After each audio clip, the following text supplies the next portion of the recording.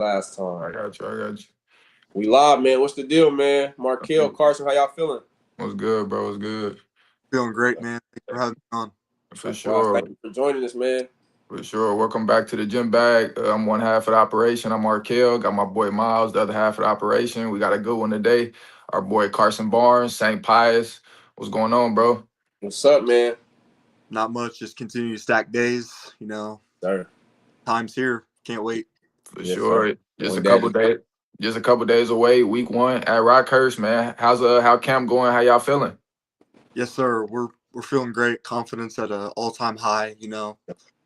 At Rockers, it's gonna be awesome, man. We're pumped for sure. For sure. Now this is your last season of high school ball. Are the nerves the same, or do you feel like a seasoned vet going into this senior season?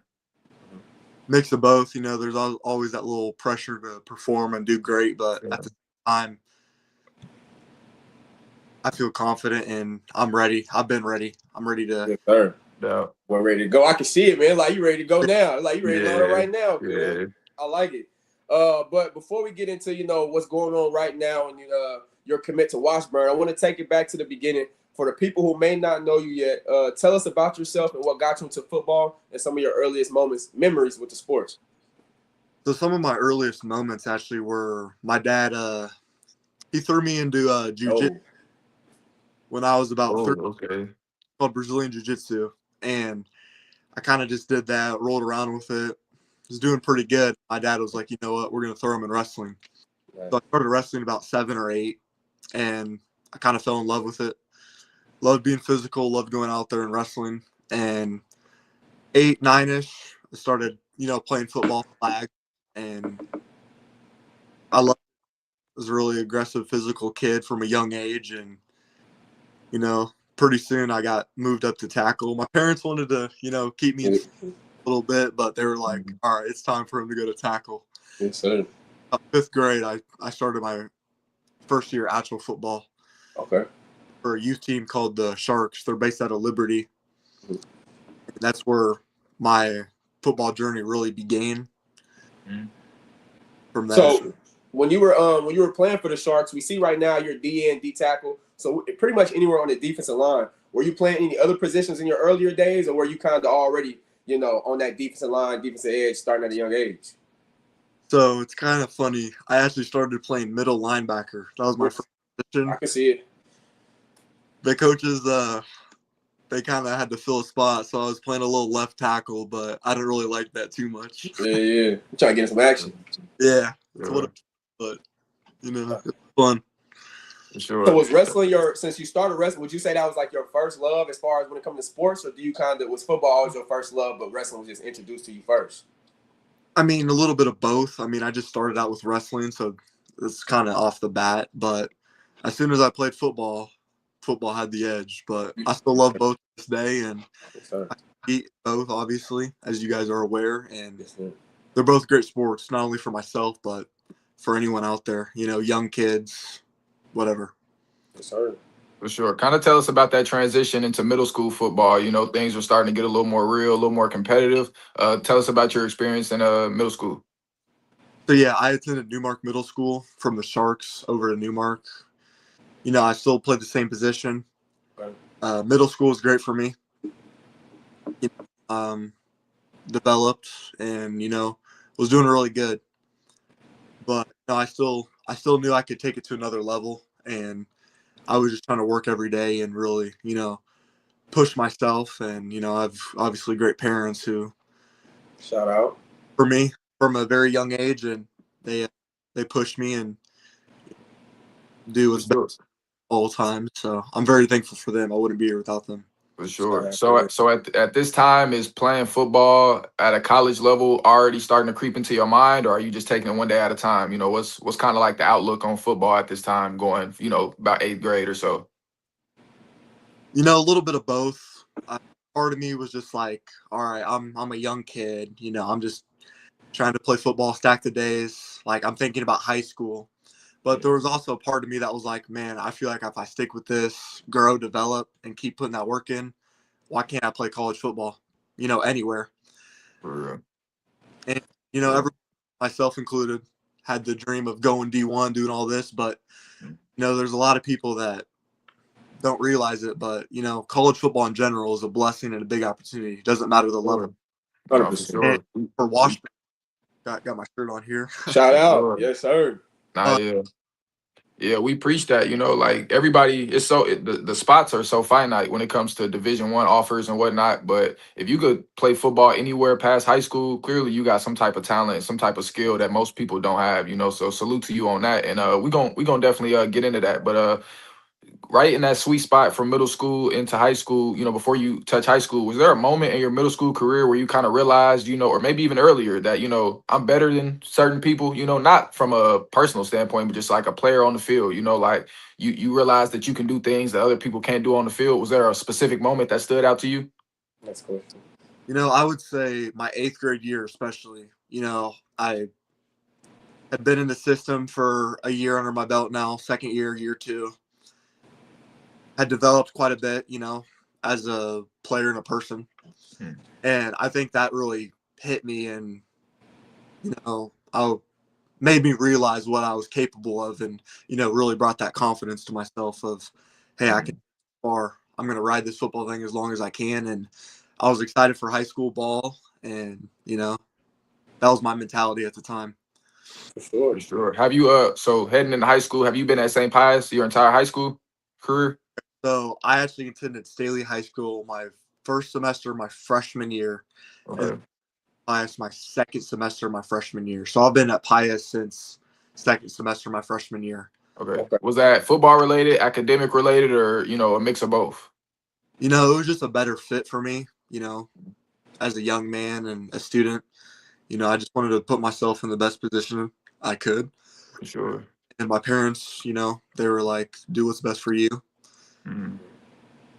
Shout out. So you mentioned St. Pius. Me and my bro Markel, we were just talking and we seen some interviews. I think it was 810 Sports who were on the sideline, and the quarterback mentioned that it's some guys on that defensive line that got him running around in practice, said you guys are making him better. Just to kind of give like an outlook of the team, you mentioned you guys were hitting the road week 1 against Rockhurst. What are the vibes around in the locker room, but more in particular in your unit, that defensive line? What is your guys' mentality heading into the season? You're a senior. This is your last shot at it. I'm not sure the other grade or the other guys, but what's the mentality on that defensive line going into the season and more specifically going into week 1? Yeah, our mentality is great. As a defense, we're doing great. At the D-line specifically, me and my teammate Jamel Holman, I don't know if you guys know of him, but he's definitely a under-the-radar guy to look at. Shout out him. And, yeah, we're flying around. We're making plays. We're excited. We like to think we're the best D-line in the state. Maybe yes, think different. Yes, sir. That's the mentality every day. We're the best D-line in the state. We got the guys. It's going to be a matchup nightmare for these offenses. O-line. Sure. I like that. One thing that jumped off, let's get into you specifically as a player. One thing that really jumped off the screen to me when watching your film is just how dominant you are in the run game. You're getting into the backfield, you're finding the ball carrier, and when you get your hands on them, you're finishing the play, something that I really like. Take me through your relationship with Coach Travis Britz. I know he's the defensive line coach and the run game coordinator over there at Washburn. How did he see your game? What did he see in you as a defensive lineman? And ultimately, how did that play into your decision into committing to Washburn? Mom, change my screen time on Instagram. I'm on a live and it just got stuck. No, you all it's good. Not dorky. I don't care. Let's go. Thank you, Mom. Shout out, Mom. Shout out, Mom. Boy, I'm about thirsty as a motherfucker. For sure. Don't call this dorky. This is real life. You watching it? I done went through about 4 bottles of water in this month. Cuss he ready to play though. I'll be back on there. I got a little phone difficulty. It's all good, bro. You all good. It's all good. Thank you, man. Sorry. Nah, no rush, man. While he's getting that situated, man, y'all heard him, man. St. Pius, and not only coming from him, but we've been seeing it all, from all these different websites and these ranking systems. The ball still got to get played, but word around town that St. Pius got a legit team, and we're definitely excited to get out there and watch. I know they just had a jamboree. Heard some really good things about that jamboree going on. But the gym bag, one thing that we want to do specifically, especially going into the season, is we want to put feet on land. we're going to hit these games. So if y'all are watching this, let us know what games, rivalry games, what games you want us to pull up to. We already got some teams scheduled or circled on the calendar that we want to make sure we're going to go out. St. Pius being one of them. Shout out to Belton, Ray Peck, some schools that we do want to come out and see. But St. Pius, man, we've been hearing a lot of great things, especially on that defensive line. And what I got Carson headstone that offensive lines. Y'all be ready to work, man. That's all. Be ready to work. That's all I'm hearing, man. Let me see. All right, we're back. We are back. The man is back with us. Bro, can you imagine having to do your schoolwork all day and then Friday night got to deal with them? Oh my God. You got to come to class. You got to turn your homework in. And you got to go deal with St. Pius defensive line chasing you around for what? How long was the football game? Like 47 minutes? 48 minutes? Right. Yeah. You back with us, bro? You good? For the game. Yep, I'm all good. Sorry about that, guys. No. You all good, bro. You all good. Markel, you got a question, or do you want me to run that one back? Yeah, run that one back just so we can make sure. All right. We were talking about high school football. We're talking about your defensive line and how the expectations there, but more you so as a player. What really jumped off the screen is when we watched is just how easily you're getting into the backfield and how dominant you are in the run game. You're finding the ball carrier and you're finishing the plays when you get your hands on them. I was doing my research, and Coach Travis Britz is the defensive line coach and the run game coordinator over there at Washburn. What is your relationship like with him? What did he see in you as a defensive lineman, and how did that relationship ultimately play in your decision to commit to Washburn? Kind of a long question. Start off with the run game. You know, I just love flying around and hitting dudes, man. Yes, sir. Yes, sir. So good, you know. Just linemen and burying the running back in the backfield. It's up there. I mean, it feels great. But relationship with Brett over at Washburn, he's a great coach. We have a great relationship. Known him for a while. He sees a lot in me. Nice. You know, some things that stand out for him are, you know, my effort, physicality, and where I could bridge, you know, after a few years of college. And it's just, he's a great dude, family guy, and it just, I feel like I can really develop as, you know, not only a player, but also as a young man with Coach Britz, you know, and the entire Washburn staff. Shout out those guys. Those guys, they believed in me and trusted me, and I have great relationships with them all. Seriously, I do. Shout out to that. For sure. So before we, you know, kind of get more into the whole college realm of things, kind of tell us about your first few years of high school ball. You know, was it? I'm not gonna say was it easy, but how was the transition from middle school to high school? And you know, did you make a name for yourself quickly, or did you have to sit behind some upperclassmen? You know, what was kind of your experience? That's actually a great question. So when I first got to high school, summer going into my freshman year, I started playing outside linebacker. For the first few weeks in the summer, you know, just playing it out. Coach had me there. I didn't really think too much of it. You know, I was like, I'm more used to playing middle, but, you know, I'll give outside linebacker a shot, you know, just a young, hungry kid. And after that, they were talking to me, and they were like, we're going to move you to defensive end. And I was like, all right, let's see. I've never played it, actually. And I was pretty open-minded to it. My freshman year wasn't actually the best. I don't know what it was exactly, but I think it was just a year one thing. And I just kept positive, you know. I really did. I was like, I know what I'm capable of, and I'm going to make this happen. Kind of speak to that mentality, because I know it's a lot of players out there dealing with the ups and downs of, you know, whatever sport that they play, and even just in life in general. You know, what kind of gave you that resolve and that hunger to fight through those hard times, especially as a, you know, a freshman, you know, a young man, you know, chasing your dreams? Kind of give us, you know, some of the things that you leaned on. Maybe it was family or your faith, or, you know, kind of let us into your mindset around that time of your life. Yeah, that's another great question. My family, for sure, they've always been there for me, you know, in every aspect of my life. And then my relationship with the Lord Jesus Christ, you know, I pray every night, and I make that a big thing in my life. And he's blessed me in so many ways, and I'm always looking to honor God with my talents and blessings in every way I can, every way, shape, and form. That's what I'm striving for, you know. I respect that. Boy, you got a supporter in me, boy. I know that. Sure, I'm about I to say, know well, I'm that. sold. If I was Hey, on, I'm so sold. well, I'm I'm sold sold. now, boy. For That was sure. a great answer, great For question, sure. great answer. It And sounds like you got the right headspace, Markel. My fault, you Not go for ahead. sure. So continuing to ramp into your high school career, was there a moment in time where you kind of took more of a leadership role? You know, I'm sure that you have a pretty big voice on the team now, you know, but was there a time before your senior season that you kind of took more of a leadership role and guys started to look to you for advice or even just confidence, you know, because I would imagine younger D linemen or just younger teammates, you know, they look to you, you know, when things get rough, or they look to you just for that steady presence, you know, when things might not be going your way. So kind of speak to us to on that. Yeah, absolutely. I would say that began a little bit last year, but definitely as soon as we hit the ground running this summer, going into my senior season, that's when it took over big time.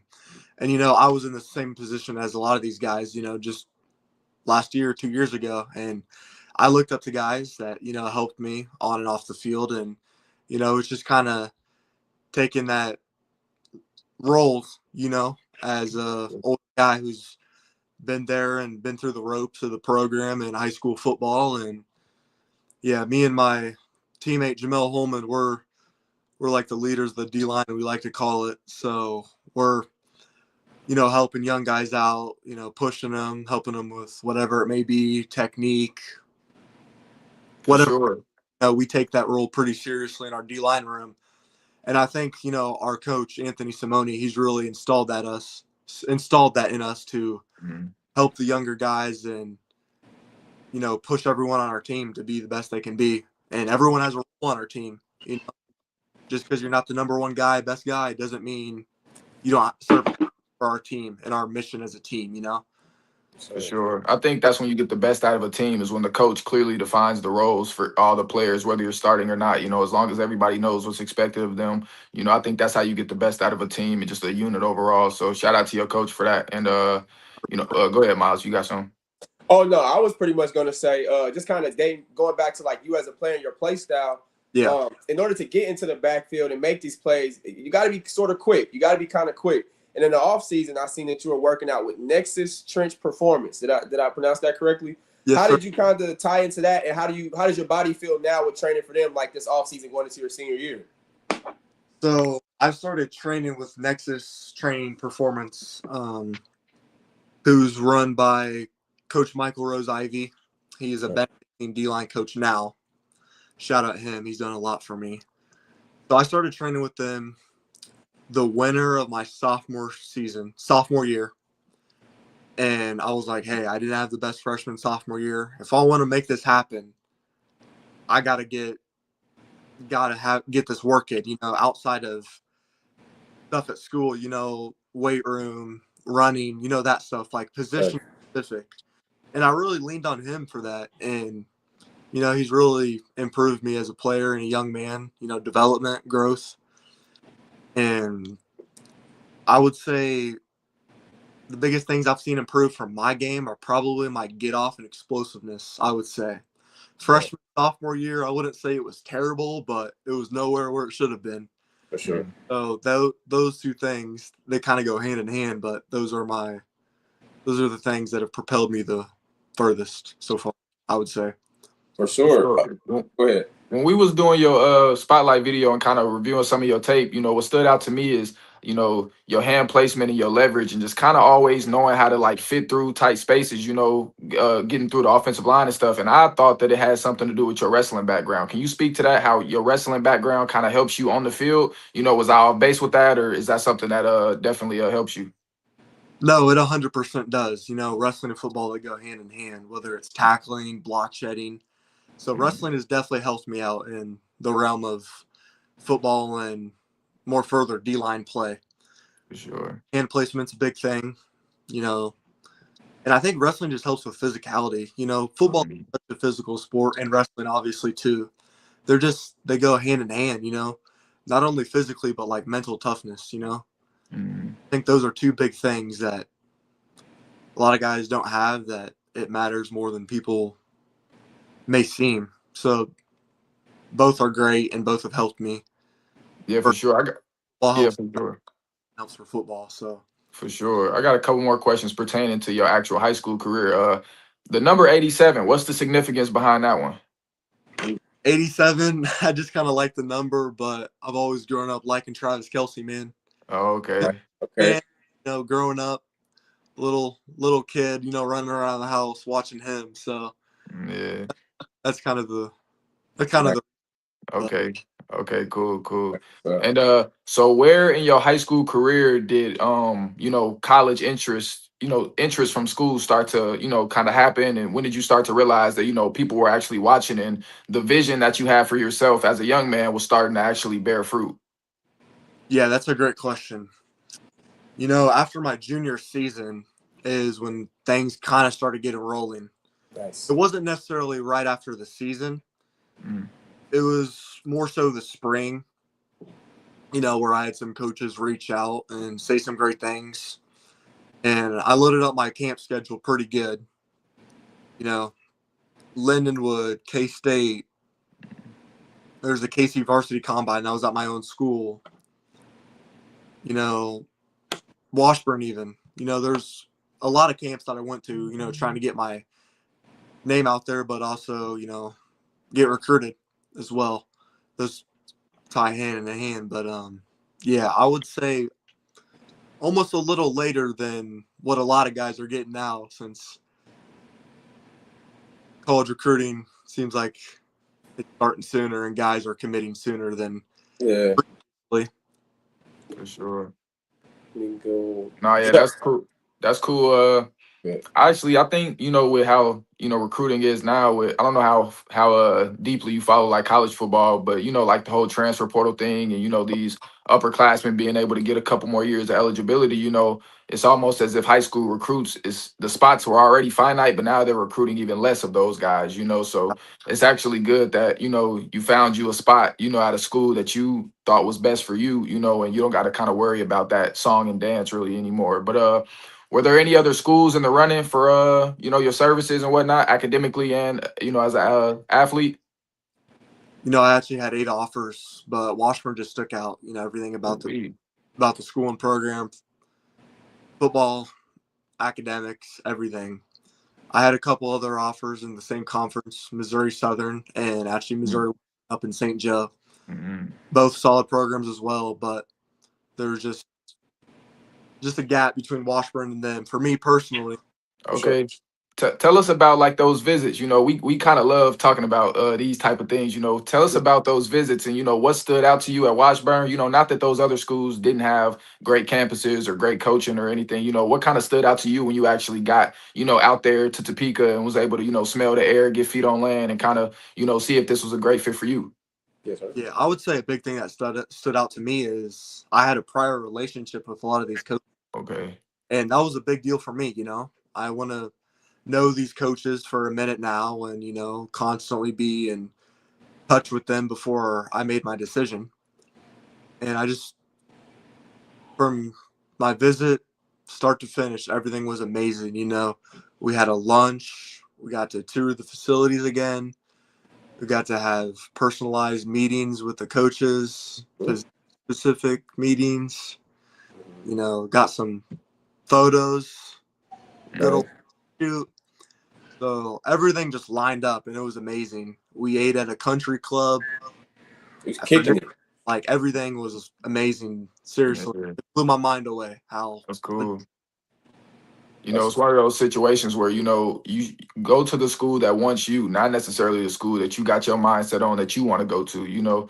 So that's definitely great. Was there some even taking it back to when you were a young child, what college team did you root for?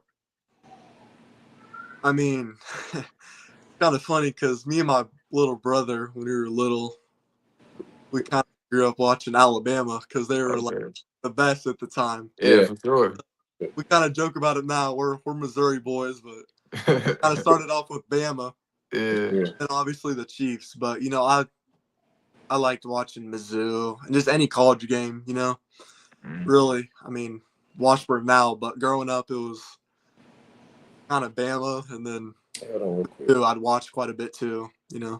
Okay, for sure. Taking it back, I know we kind of all over the place. Taking it back to your high school career, when you going into the senior season, is there any, specific matchups that interest you going into, not necessarily from a team standpoint, but maybe like a player on the field, whether you want to say their name or not. But is there a specific player matchup that you kind of look forward to, somebody that you've been going against for some time now, and that is going to bring the best out of you?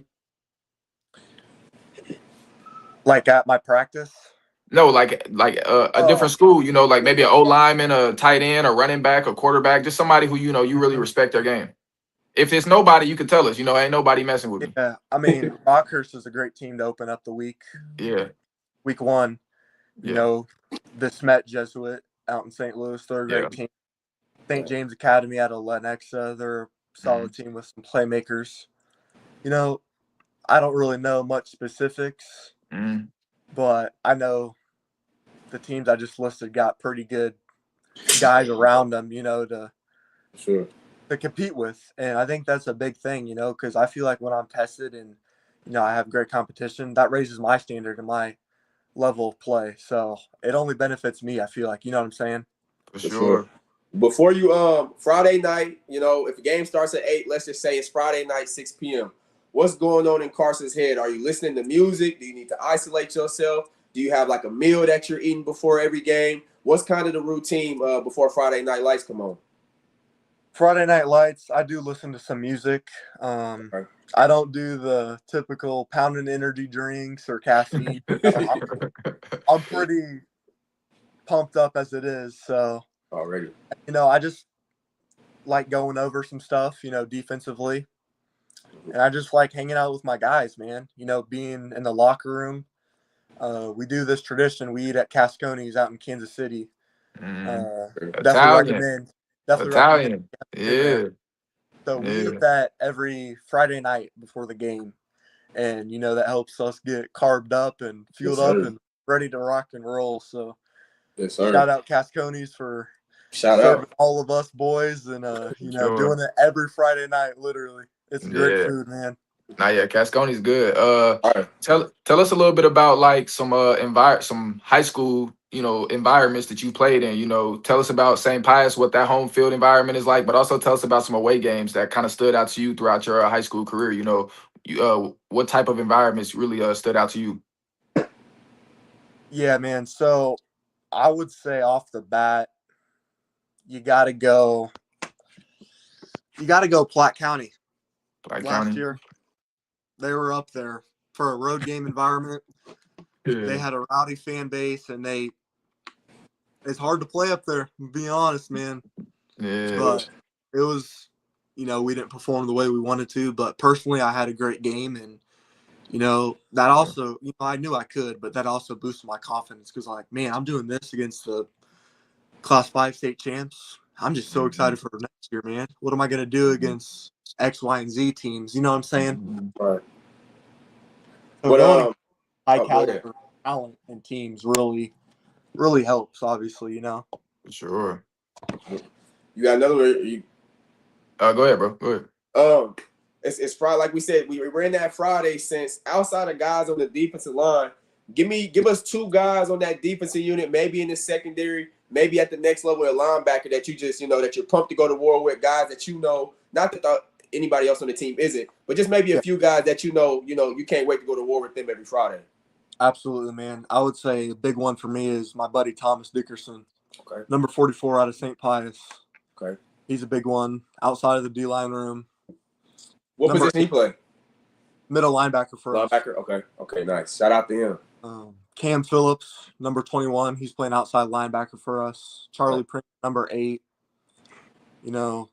Just number 4, Brock Chisholm. Okay. For 11, Chase Brookings. He's receiver and corner. Nice. Guys like that play the game at a high level and are playmakers. Take it very seriously and really enjoy the game and are great young men, teammates.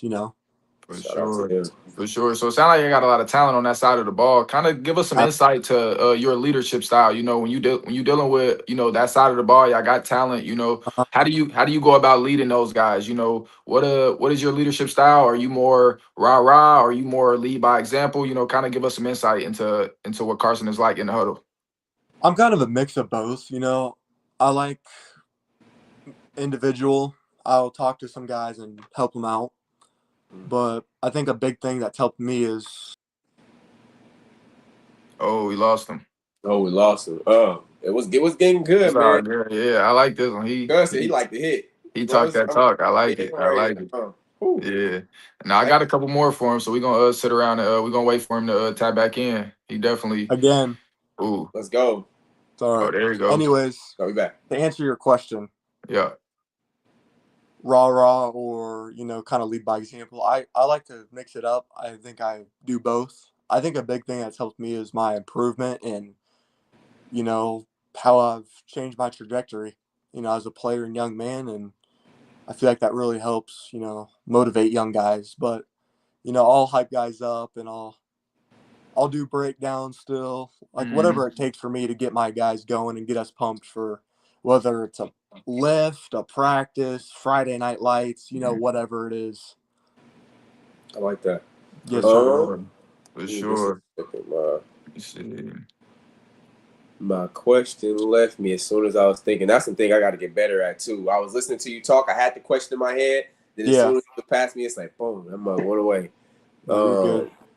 Let me go back. I like asking athletes this question, but pertaining to your sport specifically, what is your outlook on football as far as the physicality versus the mentality of football? What percentage do you think football is, and then what percentage, is it mentally, as far as your experience? I would have to go. Personally, I think any sport, probably not any sport, but I think the mental aspect is, it leans heavier to that mental aspect, because we see guys in sports who aren't necessarily the biggest guys make a huge impact because of, their smarts. They're able to see things happen before it happens and kind of place themselves where they need to be. It's not always about, being the strongest, being the fastest, but being the smartest, I think can take you a long way as well. So pairing that with your physical attributes, I think you could be unstoppable, but that's kind of what I think. You can tell me what you think. I would say 60-40 mental toughness to physicality. Both are obviously important, but the reason I give them the mentality the edge is, like what you kind of just hit on was like we see guys who, maybe aren't this or that or get the praise, and they still go out there and make plays. You know what I'm saying? Make a name for themselves. Absolutely. But for the physical aspect of the game, it's obviously important. We all know that you can't just be one-dimensional. You got to have the complete package to really dominate and I'd say succeed at the next level. So what is your mentality like when you're going against the offensive guy that maybe is just as physical as you are? You guys are the same size. He's giving you a fight. What's going through your head every play to kind of keep you locked in? Because you're not going to win every play. That's no matter what position you play. How are you staying focused when maybe he might get the best of you on play, or maybe even if you make a play, how are you getting short-term memory getting locked right back in? I just think keeping positive. Like I know I'm a hard guy to deal with for any O lineman, running back, quarterback, whoever it may be, for 4 quarters of football. So I don't really let one play define or change the game or my performance necessarily.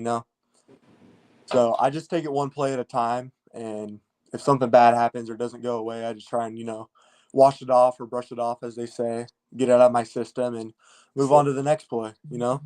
Short-term memory, man. I feel like that's really important, man, especially at a position like you where, you might make a big play, but just because you get a hit on the quarterback doesn't mean he got the pass off. So I think it is important, stay locked in and just know that when maybe the results aren't immediate, like I mentioned there, to stay locked in because you just one play away from essentially blowing up the game, especially at a position that you play. So I like that mentality, and I really like a lot of the answers that you've been saying, man. So really impressive stuff. I really like what you were saying about that too. Sorry to kind of interrupt. No, you good. No, good. Hitting the quarterback, pressuring him. Yeah. It's kind of, as a young guy and young player, you're just trying to chase sacks, and I love sacks. Our D-line unit loves sacks, but as you kind of mature and grow, you're like, hey, if I do my job, I get in this quarterback's face, I pressure him, I hit him. I did my job, even if it's not a sack. For sure. But the sacks will come eventually, and man, it's the best feeling out there once you get one. Well, you got a smile on your face when we start talking about getting sacks. Oh, yeah. Like you got pumped up real quick. That's what's up, though. I can't wait, man.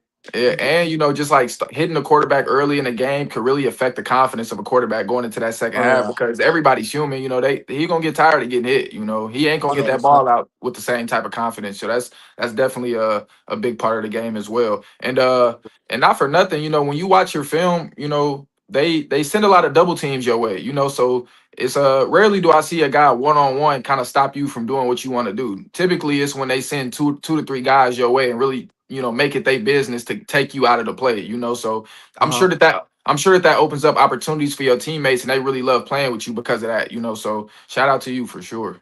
I would imagine that part of being an athlete has to be maybe like a frustrating part of the game that maybe like people watching the game don't understand. Like we just mentioned, you might seal that edge and close it off, but the stat book say he got the sack. But the sack don't even happen unless you do your job. Mm-hmm. So I commend you for staying positive and doing what you got to do because like we keep broken record. Sometimes whatever the stats may say or whatever the play may or whatever the stats may show, you might not get credit for something that you caused the play. So shout out to you for staying mentally tough, and I would imagine in the game of football that can just be demoralizing throughout quarters of a game. Sure. That's why you got to watch the film. You can't just always look at the stat books. You got to watch the film, and it's easy to see who the real game changers are. But it sounds like on that defense, I got a whole bunch of game changers. Kind of tell us about y'all offense. What the offensive side looking like. I'm sure that they get better day in and day out. Practicing against you and your defense. So kind of tell us what the offense looks like this year.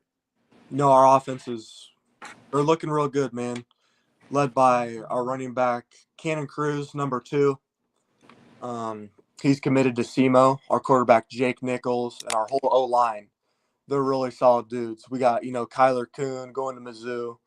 We got our guard, Noah Eblin, going to UCM. Darren Britt, Stone Searcy, younger guys. Jack Kirby is going to Benedictine. So, the pretty stacked. It really is. Sure. Our receivers are great as well. We got Chase Brookings. He's got an offer from Washburn. Gerardo Pena, and then I mentioned Brock Chisholm earlier. Yeah. He's one of our safeties for us too. So we got playmakers up and down the room, up and down the board, really. So I think we just keep working and getting those guys the ball, and we're gonna be a hard team to beat and stop, especially deep in the playoff run. You don't want to see St. Pius, and if you do, good luck to you guys, and we'll respect you after the game. But we're gonna put our hand in the dirt and for sure like that. So you clearly fired up now. I kind of want to see I want to know say it's fourth quarter, maybe it's a tie ball game, maybe y'all up 3 or 7 or something, and now it's time to close, and that's on the defensive line, in this game for us, what's kind of your mentality or what's the mentality of the D line as a whole? I'm sure it's get to the quarterback, but what are those conversations that you guys are having before y'all step onto the field, to have an opportunity to close out a big game? A lot of great questions here. A thing we pride ourselves in is we've been working on this since January, man. It's been a ride. It really has. And we're just getting started with it too. So all the work every early morning, it's for this one moment, this one drive, this one quarter, whatever it may be, and we take that personally, and we're like, hey, we've outworked these guys. Yeah, really. Our time, we're gonna give it everything we got, every single down play. We're gonna give it everything, and we really pride ourselves in that as a D-line unit in a defense. That question, bro, and it's not a question, but before you ask the next one, Markel, that always remind me of when the Bengals played the Rams in the Super Bowl, and Sean McVay was talking to that defensive line, telling Aaron Donald, bro, we just need one more play. One more play. And you see the defensive line, it's like they got some sort of energy. I mean, it's the fourth quarter. Obviously, you're not at 100% energy, but I don't know what was said in that huddle, and you would have a better, a dialogue of what that conversation is like. But whatever they said in that huddle, man, it's like it was the first quarter, first play of the game, how they shot off the ball, and ultimately got that hit on Joe Burrow because he was close to getting that pass off to Jamar Chase. Jalen Ramsey blew the coverage. But anyway, I didn't want to. Markel, go to your next question. But that just Nah, reminded me of that situation. I love yeah, it, man. I Yeah, love yeah. Aaron Donald. Beast. yeah. Growing up watching him, he's a beast. Monster. And Might While we come on back that, this year too. yeah, while we on that topic, what do you think about him coming back? You know, playing with Myles Garrett on the Rams. I hope he does, man. Him and Yeah, Biden, that's a lethal duo. I don't know yeah, how Andrew Lyon's going to stop that consistently. So, yeah. Me either. you know, Me if either. they Like play you said earlier, good luck. the Chiefs, we might be in trouble. But we'll see. Yeah. Run the ball. That's it. Run the Run the ball. ball. But Sure. If you can do that. got one stealing the edge and one taking on double teams in the middle like it's nothing. Yeah, It's yeah, not a task still. yeah. Right. Oh man. Markel, you got any Definitely. other questions? I got Yeah. one more, but I didn't want to end it before you No, get for out. sure. I definitely got one or two more. Go ahead with yours. Go ahead with yours. I mean, just off the camera, we spoke about your younger brother and just his potential as a football player. Go into how that's been kind of because you gotta lead by example. You got you got teammates you got to lead, but when you go back home, you also got a little brother who's looking up to you as a football player. How has that relationship been? And, just kind of going to your little brother as a football player, you guys' relationship together as he's getting older. Me and my brother have a great relationship. I've definitely toughened him up over the years, but Sir. it's a great thing. And he's attending Staley High School. He'll be an incoming freshman, and I'm really excited to see what he'll do and he'll accomplish. I'll be at Washburn in college when he's just getting rolling, but he's definitely a guy to keep your eye out for. He's a running back, right?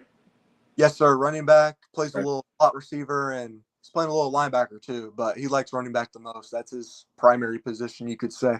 Okay, y'all. So y'all family got somebody on both sides of the ball. Y'all got somebody toting the rock, and you got somebody chasing the guy toting the rock. I like that. Yeah. Markel, what you got? For sure. I'm just thinking of more questions as he keep talking, but that's yeah, for sure. What's have you experienced any like how do I want to word this? Like I know certain quarterbacks are a bit more feisty than others. When you get back there and you lay some of those hits, do quarterbacks, kind of say stuff to you, or do they kind of, keep it to a minimal because they know what you can do? It's kind of a mix of both. Some guys you'll hit them and they'll go silent. You can tell from their eyes they're a little nervous.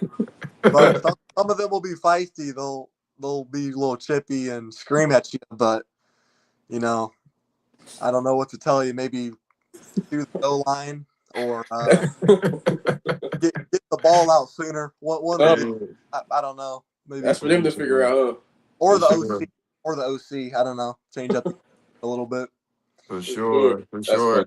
So my last question, it's a question, but it's also I'm gonna front load it with a bit of advice. Not that you need our advice, but take it for what you will. This is your last season of high school football, and what I will say to you is, bro, just enjoy it. Because it's gonna come and it's gonna go, and it's gonna be a memory. Here soon. But enjoy every day of it. Enjoy each Friday night. Enjoy the bus rides, the pregame speeches. Look into the crowd and kind of soak it all in. When you get a chance to. Because eventually it's going to be a memory and it's going to be something that you look back on. So definitely enjoy that. But what I wanted to ask you is, I always like to tell athletes at a certain point in time, talent is going to meet talent. You're going to get on the field with a bunch of guys. Maybe it's week 1 against Rockhurst, where everybody is talented, everybody is physically able, everybody is mentally capable, and everybody did their film study, did their homework. What's going to separate Carson Barnes from his contemporaries at that point in time? When everybody is strong, you don't probably have the physical advantage. What's going to separate you and make you stand out from everybody else when that time comes? I think what separates myself is my effort and motor. I pride myself on that, as a defensive lineman and, just myself too. I want to outwork guys and, man, I'll do anything I can to help my defense, make a play, whatever it is, and Sure. That's going to show up big time this season. A lot of hard work and can't wait to, produce and show that to, people in the area, but also myself and my family, they've helped me along this journey and I wouldn't be here without them, Amen. Amen. Well, Carson, you have a full ride scholarship to Jim Bag University. I'm telling you. If we can get you on campus, that'd be great. Yeah, for sure. I want to be there.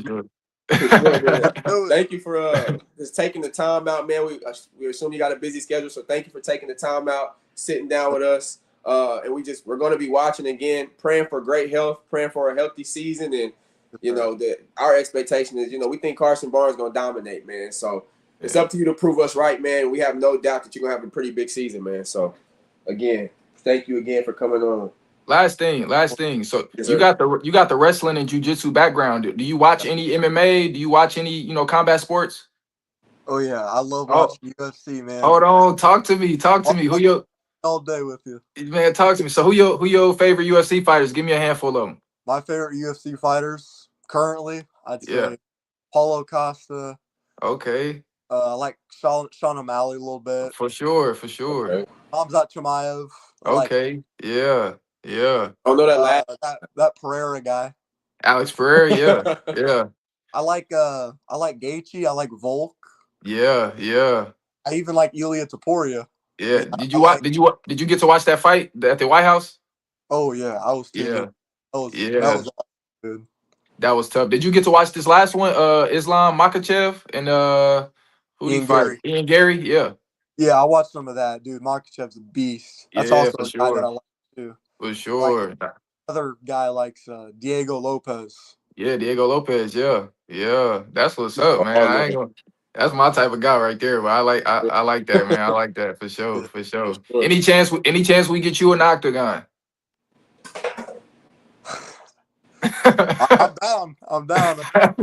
Boys, I'm down, boy. Hey, man, football first, man. Football first, but nah. Football the first priority, but you never know. Nah, for sure. You definitely got the base for it. They say wrestling is the best probably base to have to be a mixed martial artist, because you see wrestlers, a lot of the guys you named are heavy wrestlers, like Justin Gaethje was a collegiate wrestler, Hamza obviously a heavy wrestler, so that's definitely a great base to have for sure. Yes, nah, man. Very impressive dude, man. We really enjoyed talking to you, man. Good luck on your season. God bless. Shout out to you and your family for sure. They raised a great young man. And, man, Washburn got a star coming their way, but one step at a time. St. Pius got you right now. So do your thing this season, bro. We definitely going to be watching, and hopefully we can come check you out this season. Yes, sir, man. I can't wait. Yes, sir. For having me on and asking me some great questions and taking the time to interview me and every aspect of it, man. I loved it, and I'm so excited for this season. Yes, sir. No doubt, bro.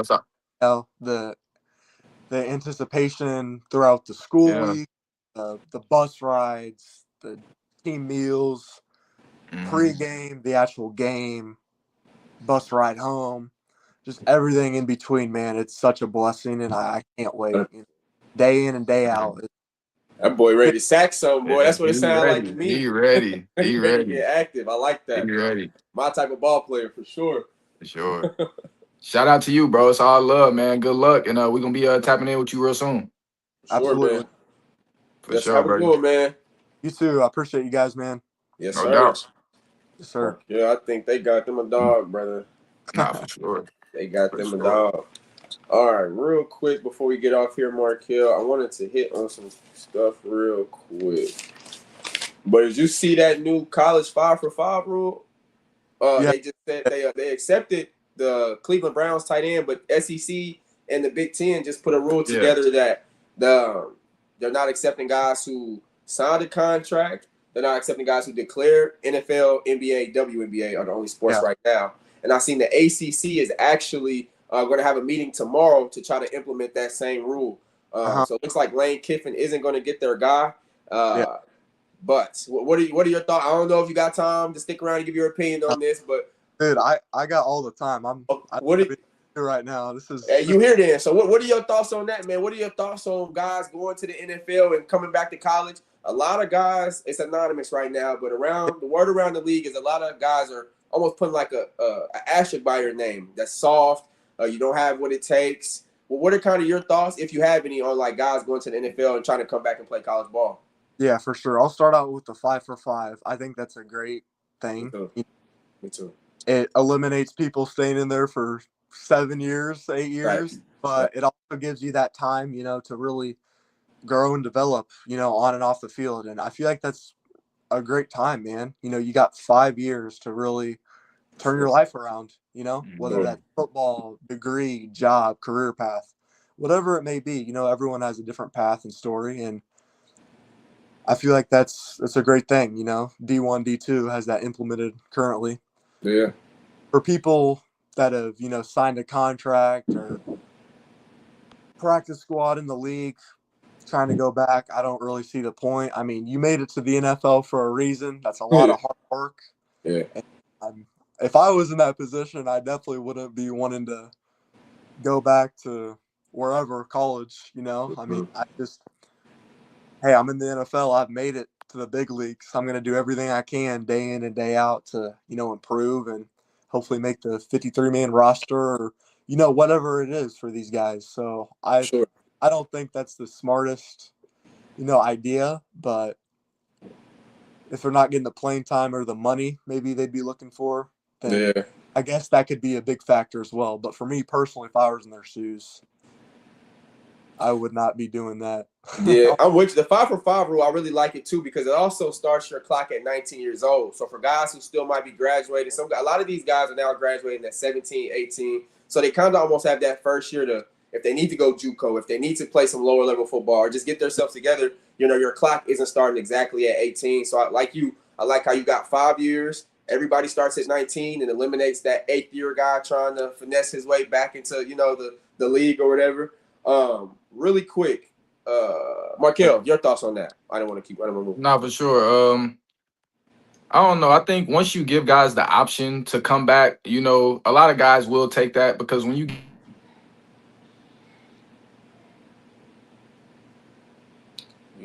Looks like we might have an internet problem with him.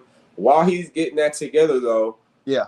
I'm with you 100%. I think that if there was a loophole for guys returning late, I like how the SEC, I like how the Big Ten, I like how the ACC are trying to prevent guys from coming back.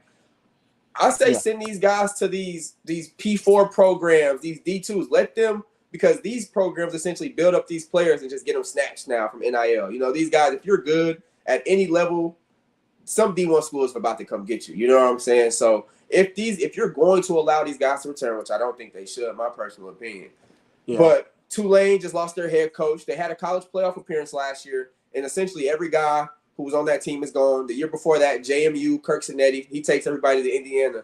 So I feel like if they're going to allow it, if some leagues are going to allow it, maybe the Sun Belt, though some of the smaller leagues that are still very competitive ball, maybe put something back into those systems and give people like us who might not be in the area reasons to watch those teams play. That way they can make some of that revenue back because they are losing these talented players that they get. So that was kind of my opinion on it. Markel, you back? You yeah, good? can you hear me? Can you hear Yes, me? sir. Mike is Yeah. Yeah, yours, Probably.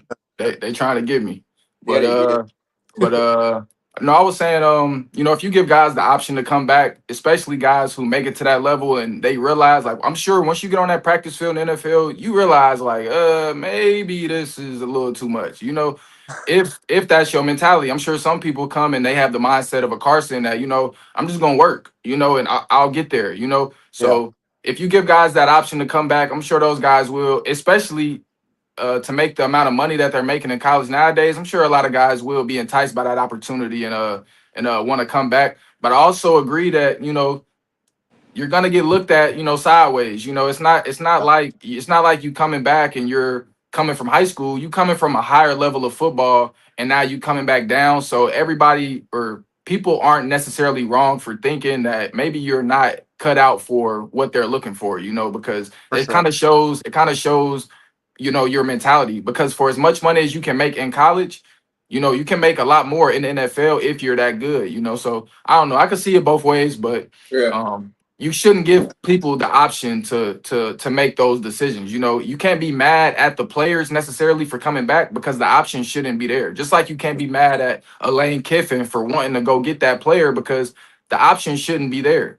So it's not necessarily their fault. They're just taking advantage. Who's gonna turn down a competitive edge when we got real jobs on the line? If Lane Kiffin doesn't win, he might not have that job. If these college coaches Yeah. don't produce, they might not have that job. So they're gonna exhaust every professional advantage that they can, and if they don't, while the other coaches do, they're going to be looked at as if they're not taking it serious. Just like how when Nick Saban retired because of or we don't necessarily know, but we kind of assume it's because now everybody can pay players, and the SEC can't That's just hoard exactly what all. he went to They court can't for. just they can't just hoard all the talent anymore. So Yeah. now that everybody can kind of play at the same level, we get to really see who the good coaches are. Because every team has talent now. Just like what I was kind of saying earlier, when the talent is spread out, we really get to see who the better coaches are. I'm of the mindset that maybe I would say like the Big Ten, like probably pre NIL era or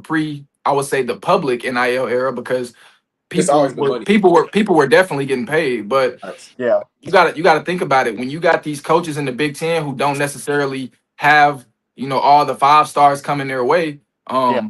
you gotta substitute that with great coaching, great development, stuff like that. But in the SEC, when you got these ready-made players coming your way, maybe you can get away with not having some of the best coaches or best practices, because you got some of the best players. But now that it's all spread out, look at what's going on. The Big Ten is, the last 3 national championship teams are Big Ten teams, and I think that has a direct correlation with the talent being spread out and the advantage that they built, from a coach's standpoint, not having the best talent for all those years. Just my opinion, but Nah, I'm with you, bro. Because I mean, I think you hit it right on the head. It's one of those things where you said the thing that I took away from that is you hit it right on the spot. You can't even give them an option to make that decision.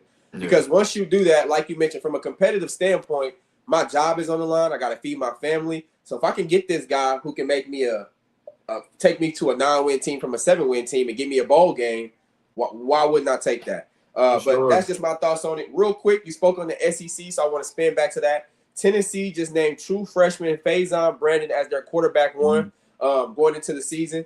A known winner, 35-1 in high school as a starter, back-to-back state champ, 6,374 passing yards and 79 touchdowns, 1,261 rushing yards and 21 touchdowns. So for my people who do math, that's a 90-10 touchdown to interception ratio. He lightened it up. Elite 11 finalist, Mr. Football in the state of North Carolina. And in my opinion, he's been what Knoxville is missing. One of the teams that they've always, if I'm not mistaken, these last 3 years, they've led the SEC in rushing yards, which I think is the quarterback's best friend, essentially. So the fact that you got a true freshman coming in who's a ball player, coming into a team who can run the ball. We were talking about it earlier. Who's the guy? His name is Dylan something. He just committed to Tennessee from Canada. The best running back in the class.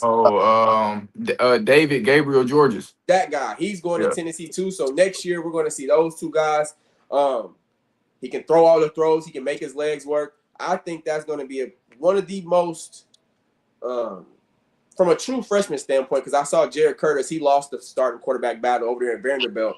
I know Florida might have. Well, actually, no. They just announced he's going to come off the bench. So you got, I think, one of the only true freshmen starting in the SEC.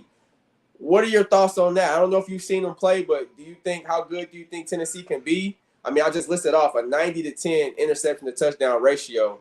What are your thoughts on true freshmen starting at quarterback, and what does that say about the quarterback room? You send that to me? Yeah, for sure. For sure. I think in the SEC period, having a true freshman quarterback with those type of teams, it's gonna be hard to have consistent success. I don't got Tennessee's schedule pulled up in front of me, but I know that a lot of those SEC teams are gonna beat up on each other.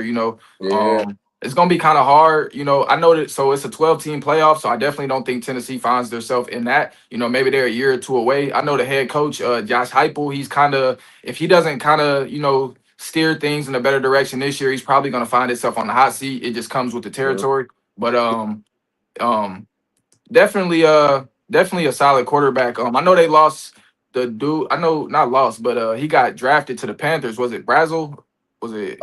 Chris. Yeah. So I know that they got to make up for some production in the wide receiver room, but should be interesting to see how they fare against a lot of SEC teams. But man, when you got Georgia, Alabama should be good this year. LSU, obviously, Ole Miss might, they might take a step back, but maybe not. And they got LSU on there. They got Alabama. They got Kentucky, Texas A&M. So they got a field.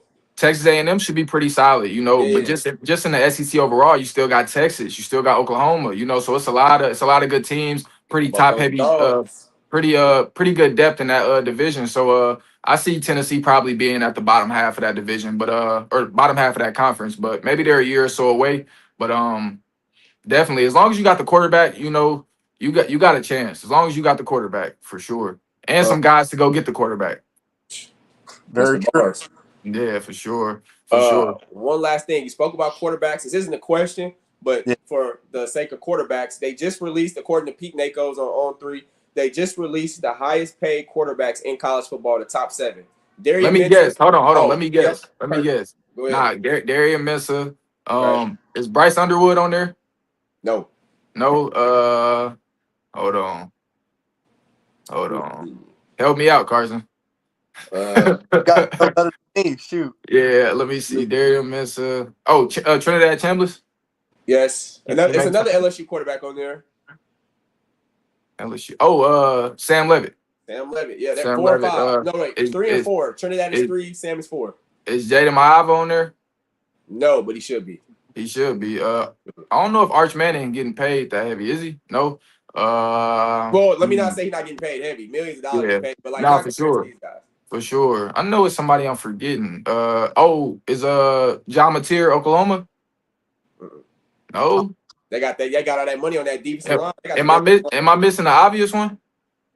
I mean, I'm looking at it, so it's probably obvious Yeah. to me. I mean, one guy was probably supposed to go to the NFL last year, but didn't. Oh, Lenoris Sellers. Oh, Dante Moore. Dante Moore. Morris Yeah, too. yeah, yeah. Nah, go ahead. Go ahead. Josh Hoover, Joshua. Damon Williams, and Drew Messmaker round out that top. So you got Darian Mensah at $6 million, Dante Moore, Trinidad at $5 million, Sam Levitt, Josh Hoover for Indiana at 4.5, Damon Williams at Washington with 4, and OSU Drew Messmaker at 3.5. If you remember, Oklahoma State was my sleeper to make the college football playoff this upcoming season. So I ain't gonna lie. If you can go back to school and make that type of money, I ain't mad at you. I ain't mad at you. If they letting you do it, I ain't mad at you. Go get that. Go get yeah, that. man. Like you said, man, it's always been an NIL era, but now that it's a legal NIL era. I mean, we just seen the quarterback from Tommy. I'm gonna butcher his last name. Castellanos. Yeah. They just predicted him crystal ball to go to Texas Tech, a team that put all that money in Brendan Sorsby. Unfortunately, I don't know if it's alleged or got proved true, but he's got a gambling thing going on, so he's not playing. So for a team to put all that money on a quarterback, be in on the season, and then 2 weeks before the season start, dig in this imaginary pot and pull out, because I'm sure he's getting a couple $1 million. Because he was going to go to the NFL, but he's going to go to the NFL as a wide receiver. So maybe you hold that over him as to why we're not paying you as much. But college football, man, the fact that 2 weeks before the season, they named him as a week 2 guy just because they can't name him as a starter week 1. But the sport that we love, it's changing, but I don't want to be one of those guys who act like it's changing for a bad thing. I think it's just something we got to get accustomed to. I'm not going to be that guy screaming at clouds because it's not going to ever change. If anything, it's going to get more into this money.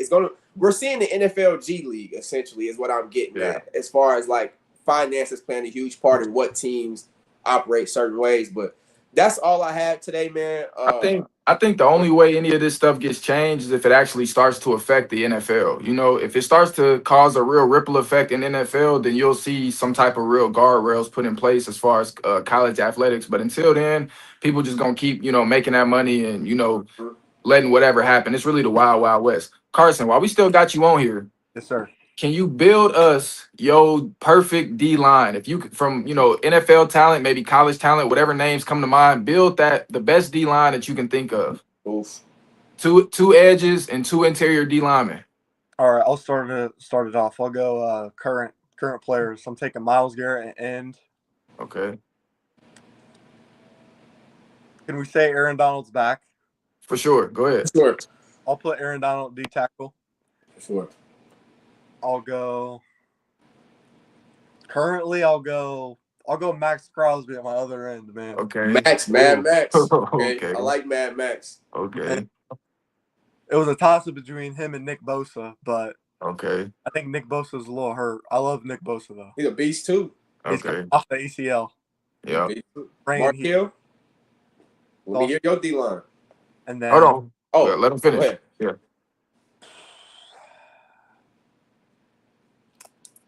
That boy. It's honestly a toss-up of the other D tackle. I mean, I want to go Chris Jones, but I'm thinking Jeffrey Simmons has got a shot too. Oh, okay.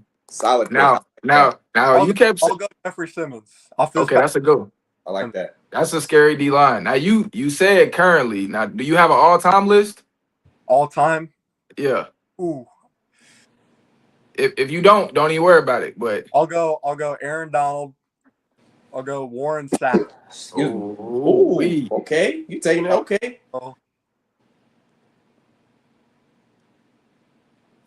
J.J. Watt. JJ. Okay. I like that. Okay. Are we counting Michael Strahan as a DN? Yeah. Yeah, that's a DN for sure. DN. Okay. That's nasty right there. That's That's nasty. me. Currently, if I'm building a D line, you gotta go Myles Garrett. Um Oh. Now go ahead. Go ahead. Okay. Well, that kind of changed my thought. I'm gonna keep J.J. Watt in there because all the time, and then Warren and Miles is honestly like toss up for me. Okay. Currently, I say Miles for sure, but all time probably Strahan. Slight edge, but Miles will pass it soon. I mean, he already has. For sure. I'm gonna tell you my list. But earlier today, my co-host here said that if Aaron Donald comes back, he thinks Aaron Donald and Myles Garrett will combine for 30+ sacks this season. I told him I don't think so because I think teams are gonna start punting on third down against the Rams. Hey, that's gonna be the only way to get around that, bro. I could see 30's a lot. I'd bet you 20. They get 25 plus. Okay. I ain't gonna fake. I think With an like we could say. I might have to go 30, honestly. I think Miles could have another, 20, 22. Yeah. I think if Aaron's healthy and he plays most of the season, yeah, he can still have 10 plus. You know what I'm saying? I don't see him playing the entire season. I see him coming back maybe like mid-November. It's no point of coming back, for the entirety of the season unless you really want to. I know I know the benefit probably will be, getting back into shape and, having that runway to, lead up into the playoffs or whatever, but I don't really think that they need him for, those first initial weeks of the season. But if they can get him, obviously, why not go get him? I think like him on his last leg. You spend them 18 weeks with Miles. I don't see why you just spend 6 weeks with Miles. Like, if you're going to be with Miles, let's do. No, but like you said, we don't know how he is injured. He's coming off the couch. Obviously, we would like to think that he's in great shape. Yeah. I just can't imagine coming off the couch for as good as you are and still, and I hope I'm wrong, but like, I just don't know how good he'll be coming off the couch. You know what I'm saying? What has it been, 3 years removed? I think it's going to be great. Better than a lot of people. He's going to be better than a lot of people still. I think so. You've seen his Instagram. Yeah, he hooping. He hooping over there in practice. Yeah. Not only hooping, but he throws around weight like crazy. He's not the dude that just retired and just sat on the couch, family dad. No, he's putting in that work. So I think that gives massive edge when he comes back, if he does. For sure. You only get better at football by playing football though, so you gotta come back and get the body in shape. Let me run through my D line. Currently, I would say you gotta have Myles Garrett at an edge. Yes, sir. I like TJ Watt. At another edge. I was gonna say TJ. Yeah, give me TJ. I love him. D tackle. What's some sleeper ones that maybe Quentin Williams. Quentin Williams. I like Big Q. Okay, yeah, give me Quentin Williams. That's a good one. And then Sexy Dex. Excuse me? Dexter Lawrence. Nah, he is gonna be on that. He might. Hey, he gonna slide on the Bengals. Oh, for Cincinnati, you still kind of got to go Chris Jones. I know he didn't have the best season last year, but I'm expecting big things from him this year. I know that defense definitely is counting on him, so I'll go Chris Jones. And then Miles, go ahead. What I think about my all-time list. Hey, it's a name. I'm disappointed in both y'all, man. Neither one of y'all said Will Anderson, and I think he is the best off the edge in the league this upcoming year, bro. That Texans defense is nasty, bro. I think that's Will a good Anderson. one. So I'm gonna go Will Anderson, swing it off my edge. I really like TJ Watt. This might not be the most popular pick, but Trey Hendrickson, bro. I feel like he always top 3 in sacks, bro. He always, and he with the Ravens this year. They got Mike Green. They got Zion Young from Mizzou. I think Trey. So I'm gonna go Trey and Will on the inside. I'm gonna kick Miles on the inside because I feel like a guy like him just got the versatility. Just put him on there. He'll figure it out. And then I'll probably go with. I really like Jeffrey Simmons. Yeah, I really like Jeffrey Simmons. Take up a lot of space. Been on a bad. I feel like for him to be as impactful as he is on a bad team for so long on the defensive side, it's got a lot to say about that. He's got Robert Saleh this year. I think they still might be a little sweet, but a defensive coach, hopefully that we'll see the constant production from Jeffrey Simmons. But I think that'll round out my four for sure. For Will sure. Anderson definitely though. Nah, I like Yeah. that Will Anderson pick. I'm trying to think of all time list. It's All easy to time. yeah. Ndamukong Suh in the Hold on. interior all time. Hold on. Ndamukong Nah, Suh? nah. What? Give me Haloti Nada at D tackle, and then let me see off the edge. Trying to see who was crazy Oh, off the edge. I know. Von Miller. Oh, Vine. Oh, gotta Von have Miller. Vine. Von Vine. Miller. Yeah. I need another D tackle. Somebody that really hold it down. Warren Sapp, Um, Aaron or Donald. is that you took? Nah, you took them. I'm trying to think of somebody we ain't already said. And I'm sure we missing a million. Yo, Oh, put a give me. Michigan Oh, man on there. give You Mason. give give me Lawrence Taylor on the other Oh, edge for yeah, yeah, sure. yeah. How Mason about Graham ain't Reggie White? there. I'm saying Reggie right now. White. Okay, Yep. Reggie White for Reggie sure. White. Oh, that's it. That's four right there. Oh Yeah, yeah, he's Yeah. fire. that's a And mean D line. for sure. Trying to think. Carson, do you got some favorite like college football memories or moments that really stand out to you, even if it's not your favorite team? Like what's kind of like some moments that really captivated your attention as a sports fan? For college, like watching College college games. football. Yeah, college football. For the It's kind entirety of of your life. random, but Yeah. when Bama played Tennessee 2 or 3 years ago Okay. at Tennessee, I don't know if you guys remember that game. It's coming back to me. Is that the game? I think they had like 100-yard pick six that game. Am I tripping? Yeah, and then they won it off a field goal. I think Okay. Tennessee won it off upset. Oh, okay. Okay. Okay. For sure. For A bunch of sure. Mizzou games. Yeah. Mizzou. I mean Bama when they had Tua and them. Bama LSU when it was Tua and Hurts, and then they were playing Burrow and Oh, Clyde 2019. Edwards-Helaire and 2019. Yeah. yep, Jamar and Justin. Yeah, that That was game an was all-star crazy. game. That was an Yeah. all-star game. A lot of those players got drafted. That was a great game. That was a great game. So I don't know if you know, I'm a Michigan fan. I love the Yeah. Wolverines. That's been my team since I was a kid. We definitely had some heartbreaking moments, for sure. It's Yeah. not always easy being a Michigan fan, but let me see. Any year we can beat Ohio State, that's a Oh great yeah. year. That's That's a the that's a great rivalry. year for sure. And that's kind of something we talk about a lot too, like that's what separates college sports from professional sports is the rivalries. I really love the Yeah. rivalries, the pageantry of college football, and just like it seems like, of course, I'm not gonna say it means more, but Yeah. it kind of does. It kind of does. Like for as much as the Chiefs and the Broncos are rivals, or the Chiefs and the Raiders are rivals, it's kind of different when it's like like how Texas and Oklahoma, Red River rivalry. That's kind of like it's such a storied rivalry, and it almost transcends football. It's a huge deal. Kind of speak to us. Do you really lean into the rivalry aspect of sports? Is that something you really live for? I know that was something I really love.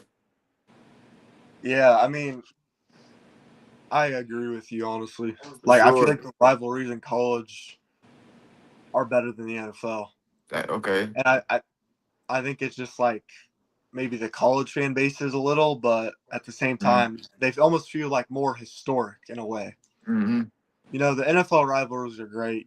Chiefs, Raiders, Chiefs, Broncos, Rams, 49ers, whatever it may Sure. be. Those are great too, but I give the edge to the college rivalries for sure, man.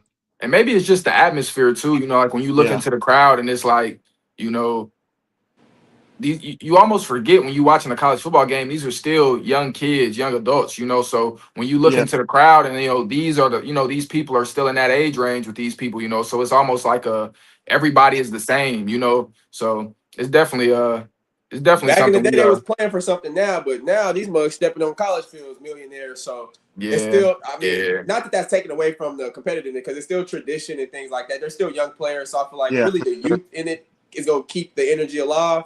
But I yeah. am interested to see just how college football, and we're also starting to see colleges kind of go away from rivalry games and taking away those games that mattered the most to us when we were kids. But I think on the flip side of that, like you mentioned, the parity in the league is more good teams. So we're probably by default going to see, you rob Peter to pay Paul. You got to take away these classic games, but now you get Texas and Oklahoma on the schedule now. You know what I'm Yeah, saying? but I don't like the part where I understand like expanding the college football playoff, letting more good teams, extend their season and whatnot. But every time you do that, so if they were to ever take it from 12 teams to say 16 or 20 teams, Terrible.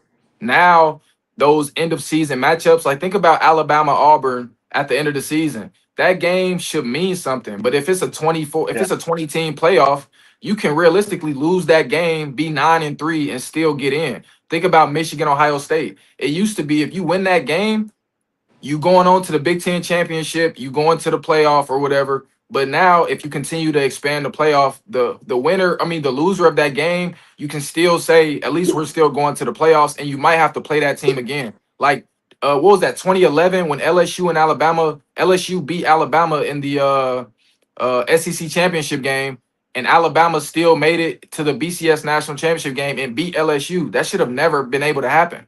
Yeah. So it's kind of, I see it both ways, but ultimately this is a sport, but really it's a business, so they're just trying to make more money, and you can't really blame Yeah. them. But as a fan, just like you said earlier, Miles, like you don't want to just be screaming at the clouds, because it's not going to change anything. But it's a business disguised as a sport, and the more opportunities that they can get to have a home game at Tennessee for a playoff game, have a home game at Alabama for a playoff game, that's millions of dollars that they bringing in. That's hundreds of millions of dollars in TV revenue that they bringing in. And ultimately, it's just getting those pockets fatter. So they really don't care about what us fans think, because ultimately we're gonna watch anyway, and they know that. And they know that. So Yeah, yeah, I'm with you, man. It's not gonna change. Like you said, people like us who probably been watching it for so long, it's definitely gonna take. Now, we even talked about this a while ago. Now, when the game is played, we're not thinking about NIL. When we watching Alabama, we're not going to think about who got paid this much. Now, maybe a fan watching close who quarterback who might not be performing the right way, they might scream out some numbers. But guys like us who really got no skin in the game, once the ball is rolled out, hopefully, we haven't really seen it. I feel like each year it just gets, I don't want to use the word crazy, but just it gets a lot more different. Each year it's just like these last 3 years, there's just so many different sets of rules that are put in place. Like this is off topic, but did you see those monster patches on the Big 12 I jersey? hate them. That's terrible, bro. Like, I hate them. Oh man, that was bad. But like you mentioned, man, to go back pretty much now, I think coaches are advocating for this playoff extension though, because it's gonna keep their jobs. You can make the Fiesta Bowl. All. That's you can make the Fiesta Bowl now and get a contract extension. Last year, you make the Fiesta or Pop Tart Bowl, you getting the boot. You know what I'm saying? But yeah, I think also it's a business. As you continue to make expand the playoffs, like how the current seeding is, if the number 1 team is playing the number 12 team or whatever the case, or no, the top 4 seeds get buys, right? So or top 2, something like that. So you're gonna have a lower seed playing a higher seed, which is probably the worst team in the playoff, and you're gonna get a lot of blowouts. Just like last year, that first weekend, it was a lot of blowouts. So I think you want to minimize that, but ultimately they made a lot of money even in those blowouts, so that's what it's about. Yeah, it is what it is. Carson, I don't want to keep you, but if you can stay, you can stay. I do have a question that just hit me though. 6'4", 245 pounds. 6'5". That's 6'5". 6'5". Get it right. Pounds. Get it right. I would imagine that you got to take your body and just the condition and things like that serious. As far as like being disciplined when it comes to eating right and things like that. Yes, do you have a cheat meal? Do you allow yourself to have cheat meals? If so, what's that look like? Or are you just locked in on Brock Lesnar program? Because that's what you're looking like. Be honest. Brock Lesnar program. That's what it's looking like. I like the Brock Lesnar program. Yes, sir. But, every now and then I'll have something. It's not. I wouldn't say it's a cheat meal, but man, I love some Chipotle, bro. Okay.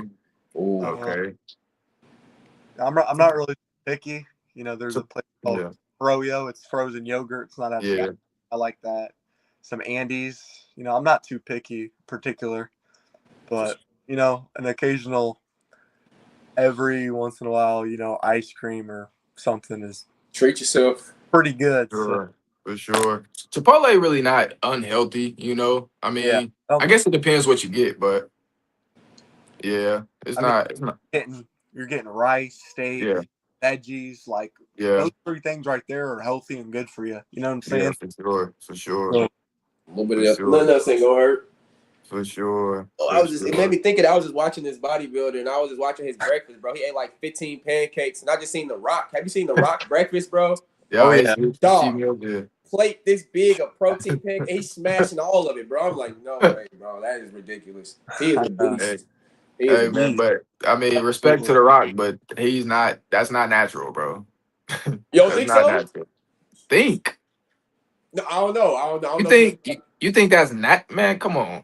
Man, what? I think so. I could be wrong though. Man, I don't know, bro. I could no, be wrong. no, Bro. no. He's a big human though, because I feel like it Respect ain't to hard to him. get that big, bro. He like 6'3", 6'4" off Nah, for genetics. sure. I think, and maybe I don't want to put words in his mouth, but I feel like he kind of already spoke on that it's not. But you I wouldn't be know, surprised. but hey, who am I to judge? Hey, get it how you live. I ain't tripping. You know, it don't affect me. It don't. I ain't wrestling him.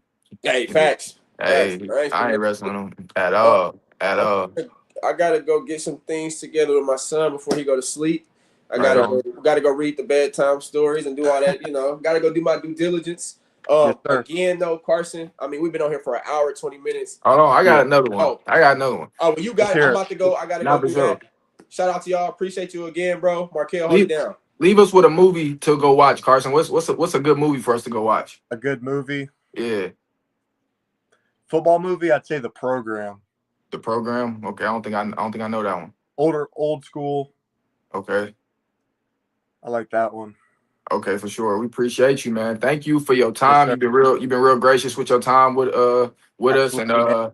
for sure. And man, good luck this week. Good luck this season. And just Yes, sir. thank you for coming to tap in with us, man. We're gonna be tapped in this season, and Yes, sir. we gonna hit you up too, man, because we definitely gonna come to some games. Can't wait, man. Thanks for having me, guys. For sure, Seriously, man. means a Shout out lot. to you. Shout out to you. God bless. And shout out to your family again, man. They raised a great young man. You doing big things. Keep doing your thing, bro. We support Thank you. you, man. For Thank you a sure. lot. Love, bro. Love. All right, Yes, sir. y'all. It's been a gym bag. Yes, sir. Gym bag. Let's go. Let's go.